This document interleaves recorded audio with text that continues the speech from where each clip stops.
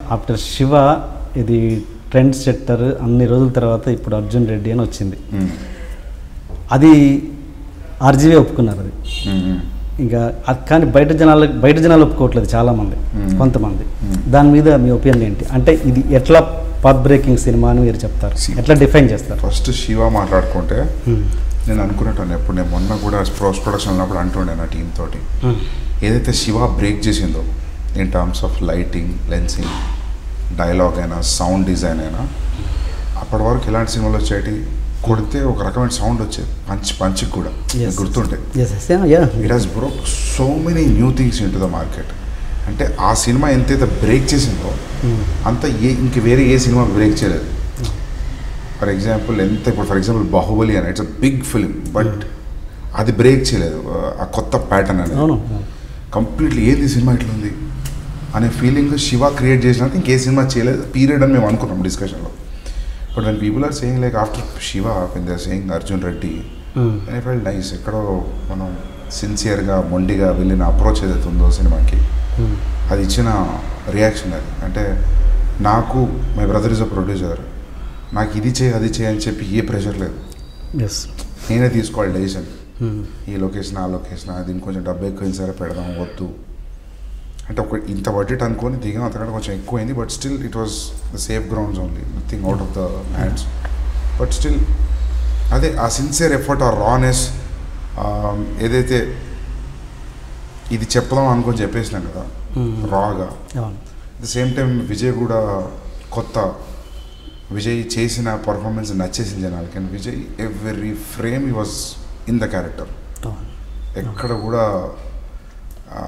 కొన్నిసార్లు మనం కొన్ని కన్వర్సేషన్స్ చూస్తుంటే యాక్టర్స్ ఎవరైనా ఇద్దరు ఉన్నప్పుడు, అవతల యాక్టర్ చాలా పవర్ఫుల్ ఉన్నప్పుడు ఈ యాక్టర్ క్వైట్గా బ్లాంక్ ఉంటుంది, రియాక్షన్స్ ఏమి ఉండవు. మీరు అలా ఏ సీన్ అని చూసుకోండి, every actor whoever is quiet also, quiet ఉన్నా కూడా there is something constantly happening on the face. For example interval ముందు టస్సులు తీసుకుంటే వాళ్ళ ఫాదర్ మాట్లాడేటప్పుడు విజయ్ క్వైట్గా వినడంలో కూడా there is lot happening in Vijay's face. Vijay ఎప్పుడైతే అమ్మాయిని అది ఉందో ఆ కాన్స్టాంట్ డైలాగ్, కంటిన్యూస్ డైలాగ్ ఏందో 4-5 minutes వన్ షాట్, అందులో అమ్మాయి డైలాగ్ లేదు, but there is lot happening in her face also. So ఇటువంటివన్నీ చాలా కొత్తగా చూసారు మన వాళ్ళు. స్పెషల్లీ ద పర్ఫార్మెన్స్ అంటే షార్ట్ అంటే నేను పర్సనల్లీ ఎట్లా అంటే ఒక ఫ్రేమ్ పెడితే ఒక్క అటుపైన ఇటుపైన అనుకోను, నాకు ఎగ్జాక్ట్ ఇట్లా ఉండాలంటే ఇట్లనే ఉండాలి. సో ఆ పర్టికులర్గా కొన్ని చేసి అవి ఇప్పుడు చాలామంది అంటున్నారు ఎవరిదో రియల్ లైఫ్ ఎదురుగా కనిపిస్తుంటే చూస్తున్నట్టుంది అని. That was a very deliberate attempt. Camera అరే ఏం ఫ్రేమ్ పెట్టినామరా అని అనిపించొద్దు, it should just breathe in to the character, character లాగా ఫాలో అవుతుండాలని డెలిబరేట్ చేసిన ఇవన్నీ చాలా చేసాం సినిమాకి. ఎప్పుడైతే ఈ పోస్టర్ చింపడం, ఈ డ్రగ్స్, ఈ మహిళా మండలి అనుకున్న ఒక చిన్న భయమేది, కాన్సన్ట్రేషన్ అంతా దీని మీదకి పోయి యాక్చువల్ సబ్టెక్స్ట్ కూడా పట్టించుకోడా, మన ఎఫర్ట్ అంతా వేస్ట్ అవుద్దా అని ఒక రోజు అనిపించింది. దీనైతే అట్లా నేనే and this no point of story telling at all. ఎవరో ఏదో గొడవ చేస్తే ఇంపాక్ట్ ఎలా మారుతుంది అడిగేది. But premiere night it was standing ovation ఇచ్చారు జనాలు. నేను తెలుగు సినిమా కేసు చూడలేదు, వెరీ హ్యాపీ. నేను వచ్చాను ఐమాక్స్కి, but I couldn't meet you actually.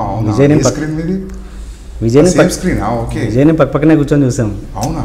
IMAX అది విజయ్ది శాలిని పక్క సైడ్ లేచి క్రౌడ్ చూద్దామని చెప్పి పోయినా, కూర్చోబుద్ది కదా చూశాను. బట్ ఇంకా అంత హడావిడిలో నేను వచ్చి కంగ్రాచులేట్ చేయండి, తర్వాత ఎలాగ వస్తారు కదా చెప్తామన్నట్టు నేను చెప్పలేదు. ఇంకా అయ్యా స్టాండింగ్ ఓవేషన్ నేను బెంగళూరు డేస్, ప్రేమము, ఎప్పుడో మాతృదేవో భవ, కొన్ని ఫిల్మ్స్కి స్టాండింగ్ ఓవేషన్ ఇచ్చారు. నేను నాకు తెలుసా, నేను తెలుగు సినిమా చూడలేదు, స్టాండింగ్ ఓవేషన్ చప్పట్ అవటం. నేను అనుకునేటప్పుడు బెంగళూరు డేస్ చూసి, ప్రేమను చూసి, ఇదంతా మిక్స్డ్ కాస్మోపాలిటన్ క్రౌడ్ కదా, మన తెలుగు క్రౌడ్కి చప్పట్లు కొట్టాలనేంత ఫీలింగ్ ఇచ్చే సినిమా రాలేదా, లేకపోతే మన లైట్ తీసుకుంటారో నాకు అర్థం కాలేదు. ఆ సినిమా కొట్టేసరికి ఐ వాజ్ వెరీ హ్యాపీ. మన వాళ్ళు ఫిలిం ఫెస్టివల్లో ఇస్తుంటారు standing ovation generally, because they have, అంటే అక్కడ ఆల్రెడీ ప్రిపేర్డ్ అయిపోతారు మనం ఏదో గ్రేట్ సినిమా చూస్తున్నామని, కాబట్టి వచ్చేస్తుంది. ఎగ్జాక్ట్లీ. అంటే నేను ఒక షో కాదు, 4 షోలో చూసాను. మొన్న వరంగల్ S2లో చూసాను సేమ్. ఓకే. అండ్ ఇది నేను కూడా అనుకున్నాను, నేను కూడా నా రివ్యూలో అదే చెప్పాను. అంటే కెమెరా అంటే ఎవరిదో రియల్ స్టోరీ, కెమెరా దాచిపెట్టి తీస్తే ఎలా ఉంటుందో ఒక సీన్, ఒక స్టోరీ అలా ఉంది అని చెప్పడం జరిగింది. అంటే కెమెరా ఉన్నట్టు తెలియదు, ఒక ఇన్సిడెంట్ జరుగుతుంటే కెమెరా ముందు ఒక కెమెరా ఉంది, లేకుంటే ఒక రియల్ స్టోరీ